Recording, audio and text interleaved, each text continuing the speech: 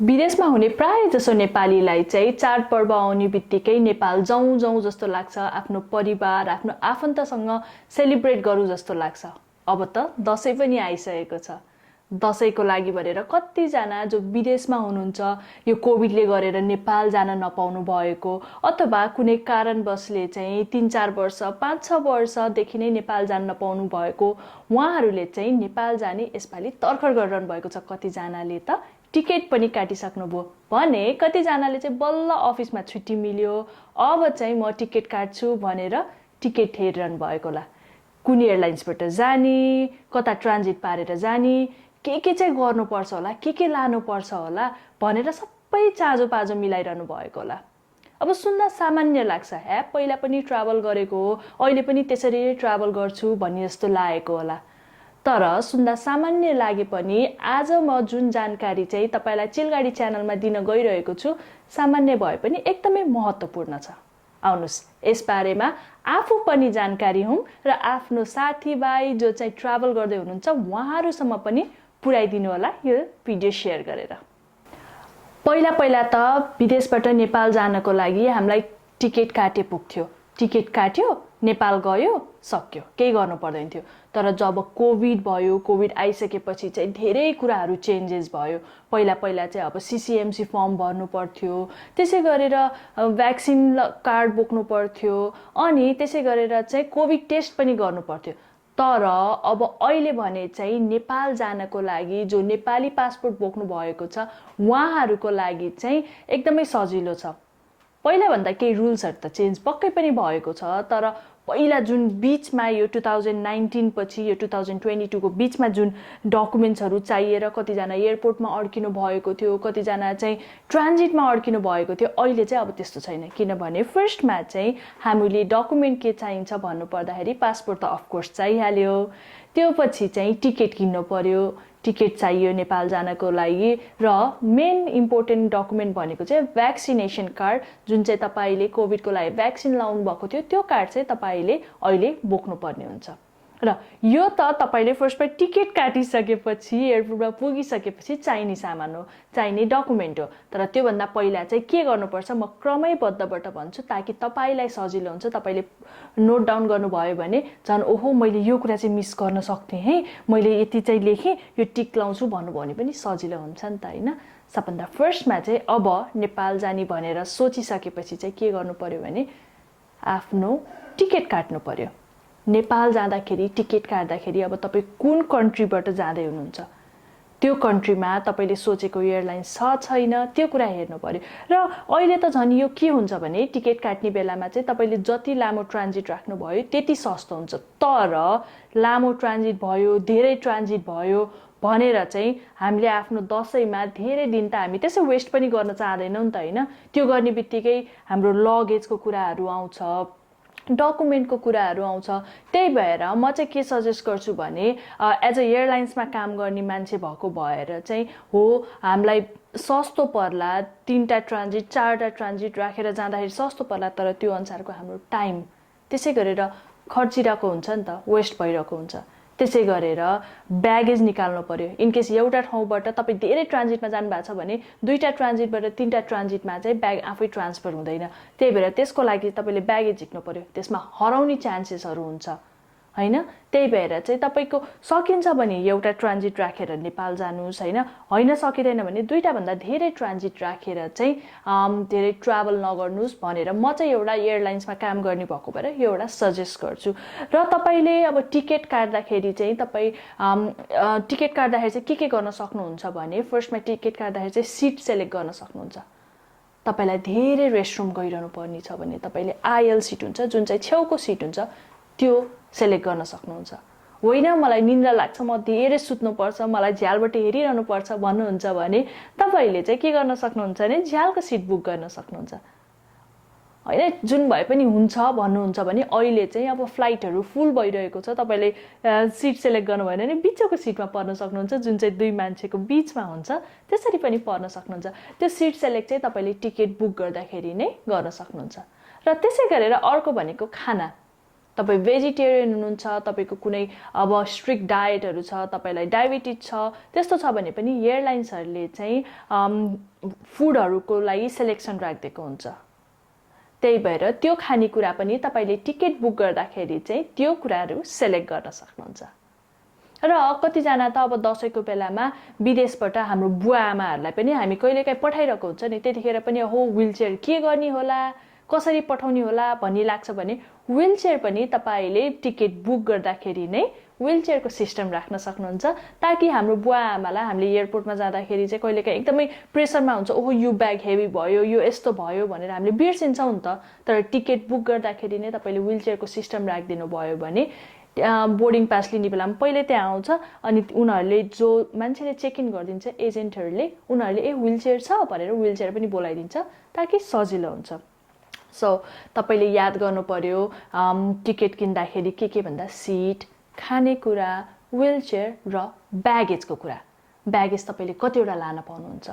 हरेक देशबाट जाँदाखेरि तपाईँको डिफ्रेन्ट अलाउन्सेसहरू हुन्छ। कुनै देशबाट 2टा ब्याग लान पाइन्छ भने कुनै देशबाट चाहिँ एउटा ब्याग र हेभी अलिकति 23 किलोभन्दा 30 किलो लान पाइन्छ।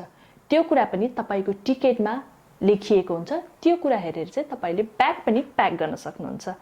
र त्यसै गरेर अर्को कुरा चाहिँ डकुमेन्टको कुरा आयो। मैले अघि पनि भनेको थिएँ होइन, डकुमेन्टमा चाहिँ अहिले पासपोर्ट चाहियो, त्यसै गरेर भ्याक्सिनेसन कार्ड चाहियो, र भ्याक्सिनेसनको कार्ड सँगै चाहिँ तपाईँले पासपोर्टको कुरा गर्दाखेरि चाहिँ एक्सपायर भएको छ कि छैन है, त्यो पनि याद गर्नु पर्यो। हुन त नेपाल जानको लागि तपाईँको त्यो पासपोर्ट चाहिँ नेपाल पुग्नु जेलसम्म भ्यालिड छ भने तपाईँ आफ्नो देश जान पाउनुहुन्छ। तर त्यही कुरा चाहिँ तपाईँले विदेशी पासपोर्ट बोक्नु भएको छ भने चाहिँ तपाईँको अब भनौँ न डिसेम्बरमा एक्सपायर हुन लागेको छ, तपाईँ अहिले सेप्टेम्बरमा ट्राभल गर्दै हुनुहुन्छ, त्यो लेस देन 6 मन्थ छ भने तपाईँ ट्राभल गर्न पाउनुहुन्न। किनभने विदेशी पासपोर्ट बोकेर तपाईँ नेपाल जाँदै हुनुहुन्छ भने चाहिँ तपाईँको 6 महिना एटलिस्ट भ्यालिड हुनुपर्छ। तर त्यही चाहिँ नेपाली पासपोर्ट बोकेर जानुभएको छ भने तपाईँ आफ्नो देश जान पाउनुहुन्छ। त्यही भएर अब धेरै भइसक्यो, कहिलेकाहीँ त अब विदेशमा केही कारणवश 8 वर्ष 9 वर्षदेखि बसिरहेको हुन्छौँ नि त हामी होइन, अनि त्यतिखेर चाहिँ पासपोर्ट एक्सपायर पनि भइसकेको हुन्छ। तर हामीले टिकट बुक गर्ने बेलामा याद नभएर टिकट त बुक गरिसक्यो, तर त्यहाँ एयरपोर्टमा गएर टेन्सन लिनुभन्दा बरु घरमै पहिला हेरेर त्यति एक्सपिरेसन छ कि छैन, कहिले एक्सपायर हुन्छ भनेर हेरेर एयरपोर्ट गयो भने सजिलो पनि हुन्छ। त्यही भएर चाहिँ पहिला टिकट किन्नु पर्यो, त्यसपछि डकुमेन्टहरू ध्यान दिनु पर्यो। र अर्को कुरा चाहिँ के हुन्छ भने लगेजको कुरा, ब्यागेजको कुरा। ब्यागेजको कुरामा चाहिँ मैले अघि पनि भने तपाईँको हरेक देशबाट फरक रुल हुन्छ। अनि अहिले त अझ यो के भइरहेको छ भने धेरै मान्छे चाहिँ कोभिड पछि ट्राभल गरेको भएर ब्यागेजहरू पनि त्यत्तिकै तपाईँले न्युजमा पनि देखिरहनु भएको छ नि, ब्यागेज यसको ब्यागेज हरायो, यसको ब्यागेज चाहिँ कहाँ पुग्नुपर्ने कहाँ पुग्यो, कसैको चाहिँ रङ ट्याग भएर कता गएर मिसप्लेस भयो, 20 दिनपछि आयो, 1 महिनापछि आयो, मेरो लगेज त आउँदै आएन भनेर कति सुन्नु भएको छ नि। हो त्यस्तो कुरा सानो कुरा चाहिँ तपाईँले ख्याल गर्नुभयो भने आफ्नो लगेज हराउँदैन। र यसको लागि चाहिँ मैले छुट्टै भिडियो पनि बनाएको छु होइन, चिलगाडी च्यानलकै अर्को भिडियो जसमा चाहिँ लगेजको बारेमा पनि कुरा गरेको छु। हाम्रो लगेज अब हामी विदेश जाँदाखेरि अथवा विदेशबाट नेपाल आउँदाखेरि हाम्रो लगेजहरू चाहिँ किन हराउँछ, के कारणले चाहिँ हराउँछ, के गर्दा चाहिँ नहराउनको लागि हामीले के गर्न सक्छौँ भन्ने कुरा चाहिँ मैले अर्को पनि भिडियो बनाएको छु। त्यो भिडियो चाहिँ तपाईँले हेर्न सक्नुहुन्छ। र अहिले त धेरै नयाँ रुल्सहरू पनि आइरहेको छ नि त होइन, नेपालमा मोबाइल लाँदाखेरि के गर्ने, कसैलाई गिफ्ट लाँदाखेरि कतिवटा गिफ्ट लान पाइन्छ, गिफ्टमा पनि फोन कतिवटा लान पाइन्छ, ल्यापटप कतिवटा लान पाइन्छ, घडी, मेकअपको सामान। हामीले त सामान्य रूपमा ओहो मेकअप त जति पनि लान पाउँछौँ, घडी पनि जति पनि लान पाउँछौँ भनेर हामीले अज्युम गरेर किनेर ब्यागमा प्याक गरेर, अझ कतिजनाले त ब्याग एक्स्ट्रा ब्यागको पैसा तिरेर पनि नेपाल लानुहुन्छ नि आफ्नो फ्रेन्डको लागि, आफ्नो फ्यामिलीको लागि गिफ्ट भनेर। तर कहिलेकाहीँ त्यही गिफ्टको कारणले गर्दा पनि हामी एयरपोर्टमा फस्न सक्छौँ। अब कतिवटा सामान लान पाइन्छ, त्यसको लागि पनि चिलगाडी च्यानलको अर्को भिडियो चाहिँ मैले बनाएको छु। एकदमै इजी वेले, सजिलो बुझ्ने वेले चाहिँ मैले बनाएको छु। त्यो भिडियो हेर्नुभयो भने तपाईँले ट्राभल गर्नुभन्दा अगाडि चाहिँ सामान किनिसक्नु भएको छ अथवा सामान किन्ने तर्खर गर्दै हुनुहुन्छ भने चाहिँ त्यो भिडियो हेर्नुभयो भने तपाईँले कतिवटा सामान लान पाउनुहुन्छ, के आइटम लान पाउनुहुन्छ भनेर चाहिँ इजिली बुझ्न सक्नुहुन्छ। त्यही भएर चिलगाडीको अर्को भिडियो जुन चाहिँ नेपाल जाँदा के सामान लान पाइन्छ भन्ने कुरामा त्यो पनि हेर्नु होला। र अर्को कुरा, अहिले नेपालमा एकदमै डेङ्गु फैलेको छ। लामखुट्टेबाट टोकेर सर्ने रोग जुन चाहिँ डेङ्गु एकदमै फैलेको छ। हुन त हामी नेपाल अब त्यो जाने भनेर एक्साइटेड त भइसक्यौँ, अब त्यो कुरा पनि त ख्याल गर्नु पर्यो नि। अब भेकेसन हामी 15 दिनको लागि गएको छौँ, तर अब बाई इन केस हामीलाई डेङ्गु भयो भने त हाम्रो भेकेसन त त्यसै गयो। बिरामी भएर त्यहाँ गएर बेकार त्यसरी बिरामी भएर बस्नु सट्टा त बरु पहिले नै प्रिकर्सन लियो भने हामीले इजिली आफ्नो फ्यामिलीसँग दसैँ मनाउन सक्छौँ, रमाइलो गर्न सक्छौँ। त्यही भएर त्यसको लागि चाहिँ के गर्न सक्नुहुन्छ भने आफूले विदेशबाट चाहिँ तपाईँले अब त्यो क्रिमहरू लोसनहरू पाउँछ नि त, मस्किटोबाट नटोक्ने होइन, त्यसै गरेर स्प्रेहरू किन्न पाउँछ। त्यस्तो कुराहरू चाहिँ तपाईँले किनेर लानुभयो भने सजिलो हुन्छ। र अहिले अब यसै पनि दसैँको बेलामा त अलिक चिसो चिसो मौसम हुन्छ, त्यसको लागि फुल लुगा लाउनु पर्यो, त्यो लिएर जानुभए पनि राम्रो हुन्छ। र पहिले घरतिर अब गाउँतिर जाँदै हुनुहुन्छ अथवा अरू कुनै ठाउँमा जाँदै हुनुहुन्छ भने यस्तो ठुल्ठुलो घाँसहरू त्यस्तो छ भने त्यहाँ फ्यामिली मेम्बरलाई पहिल्यै काटिदिनु होला, राम्रो सरसफाइ गर्नु होला भनेर पनि तपाईँले भन्न सक्नुहुन्छ, सल्लाह गर्न सक्नुहुन्छ आफ्नो फ्यामिली मेम्बरसँग होइन। त्यो कुराहरू चाहिँ तपाईँले ख्याल गर्नु पर्यो, डेङ्गुबाट पनि ख्याल गर्नु पर्यो। र अरू कुरा चाहिँ अब मोबाइल, अहिले अब गिफ्टको लागि तपाईँले मोबाइल किनिसक्नु भएको छ, अब मोबाइल चल्छ कि चल्दैन भनेर एकदमै टेन्सनमा हुनुहुन्छ भने टेन्सन नलिनु होला, किनभने मोबाइललाई दर्ता गरिसकेपछि तपाईँको मोबाइल चल्छ। तर एउटा मान्छेले धेरैभन्दा धेरै मोबाइल चाहिँ लगेर चलाउन चाहिँ पाइँदैन है।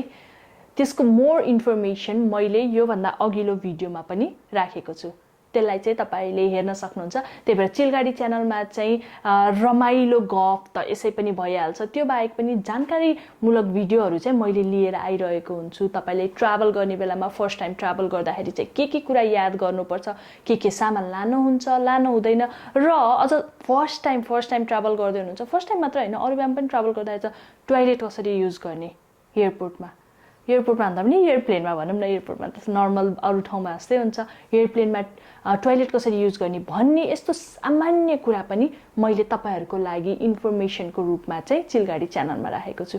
त्यो भिडियो पनि नछुटाइ हेर्नु होला। र अब तपाईँ आफू चाहिँ ट्राभल गर्न पाइरहनु भएको छैन, मलाई एकदमै यसपालि चाहिँ मेरो मिलेन भनेर अरू कोही इष्टमित्रहरू ट्राभल गर्दै हुनुहुन्छ, अरू कोही फ्रेन्डहरू ट्राभल गर्दै हुनुहुन्छ भने चाहिँ यो भिडियो चाहिँ उहाँहरूसँग पुर्याइदिनु होला, किनभने उहाँहरूले यति सानो कुरा ध्यान दिनुभयो भने पनि उहाँहरूको ट्राभल त सहज हुन्छ नि त, इजी हुन्छ नि त। र अर्को कुरा चाहिँ तपाईँसँग पैसा जुन देशबाट तपाईँ जाँदै हुनुहुन्छ र जुन देशमा ट्रान्जिट गर्दै हुनुहुन्छ त्यहाँको पैसा र नेपाली पैसा पनि छ भने अलिकति चाहिँ लिएर जानु होला, किनभने तपाईँ नेपाल जाने बित्तिकै ट्याक्सी चढ्नु पर्यो अथवा त्यहाँ कसैलाई दिनु पर्यो भने तपाईँलाई सजिलो हुन्छ। त्यही भएर यस्तो कुराहरू चाहिँ सामान्य हुन्छ तर एकदमै ख्याल गर्नुपर्ने कुराहरू हुन्छन्।